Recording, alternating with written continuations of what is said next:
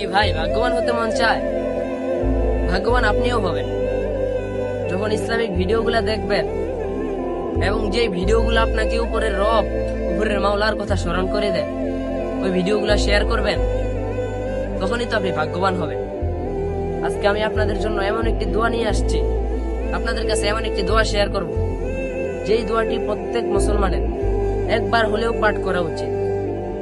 যেই দোয়াটি একবার পাঠ করবে সেই ব্যক্তি মৃত্যুর পর যেই কোনো একদিন জান্নাতে যাবে। সুবহানাল্লাহ। দোয়াটি হলো লা ইলাহা ইল্লাল্লাহু দাখালাল জান্নাহ। আবারও বলতেছি, লা ইলাহা ইল্লাল্লাহু দাখালাল জান্নাহ। ভাই, দোয়াটি আপনি শিখতে পারছেন? আপনার কয়জন ভাই বন্ধু ওদের কাছে শেয়ার করে দেন, ওদের কাছে পৌঁছে দিন, ওদেরকেও শেখার সুযোগ করে দিন। ইনশাআল্লাহ অনেক ফায়দা হবে।